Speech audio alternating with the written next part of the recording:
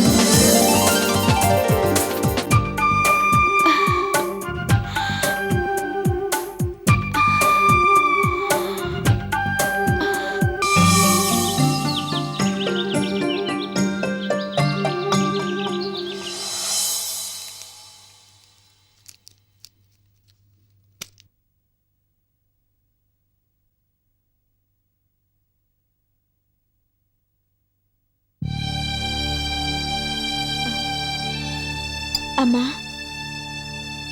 ఏంటమ్మా ఆఫీస్కి బయలుదేరావా? లేదమ్మా. లేదా?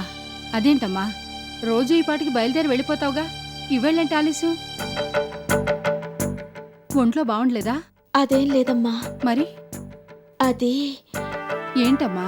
ఆ, ఏం లేదులే అమ్మా. నువ్వేదో చెప్పాలనుకుని తటపటాయిస్తున్నావు. నా దగ్గర మొహమాటమేంటి? అయినా అసలు ఎన్నడూ లేంది నువ్వు ఇవాళ ఇలా ప్రవర్తిస్తున్నావేంటి? ఏమైంది? మళ్ళీ ఏమన్నా? అబ్బే, నువ్వనుకుంటున్నది కాదు. మరేంటమ్మా, ఎందుకు అలా ఉన్నావు? నువ్వేం చెప్పదలుచుకున్నా నిస్సంకోచంగా చెప్పు. నేను మీ అమ్మనమ్మా, నాకు కాకపోతే ఇంకెవరికి చెప్పుకుంటావు? చెప్పు, ఏమైంది? ఇలా వచ్చి కూర్చో.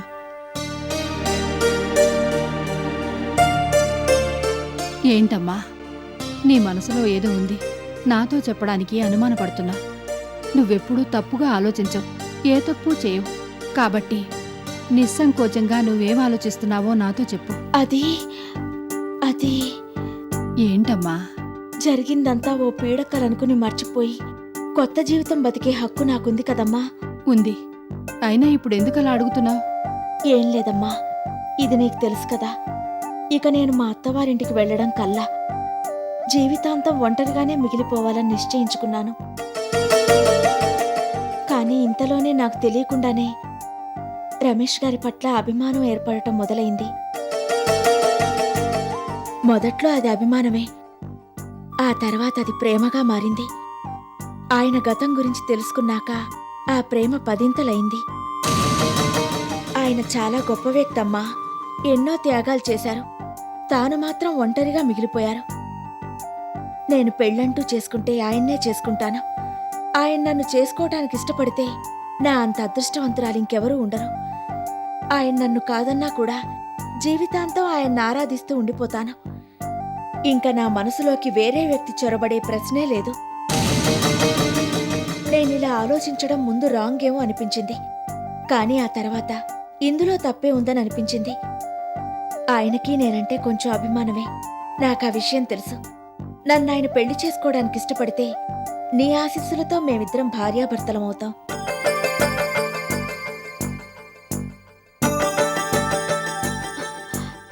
ఏమ్మా, నేను చాలా తప్పుగా మాట్లాడానా? నువ్వేం మాట్లాడవేంటి? ఏం మాట్లాడాలో అర్థం కావడం లేదమ్మా. నిజంగా నిజంగా నాకేం సమాధానం చెప్పాలో తోచడం లేదు. నేనిలా ఆలోచించడం తప్పైతే చెప్పేసేయమ్మా. లేదమ్మా, నువ్విలా అనుకోవడం తప్పు కాదు. నేను దాని గురించి ఆలోచించడం లేదు. మరి లోకం గురించా? లోకం గురించి మనిద్దరం పట్టించుకోవడం మానేసి చాలా ఏళ్ళైంది కదమ్మా. మరింక దేని గురించి ఆలోచిస్తున్నా? రమేష్ గారి గురించి. రమేష్ గారి గురించా? అవునమ్మా, అంతా మనిష్టం కాదు కదా. ఆయన మనసులో ఏముందో ఏంటో. అసలు ఆయన ఇన్నాళ్ళు పెళ్లి చేసుకోకుండా ఎందుకుండిపోయారో ఏమో. ఒకవేళ ఆయనకి పెళ్ళే ఇష్టం లేదేమో. ఆయన మనసులో ఏముందో తెలుసుకోకుండా నువ్విలా ఏదేదో ఊహించుకుని తర్వాత తీవ్రంగా నిరాశపడతావేమోనని నా భయం. ఓ అదా?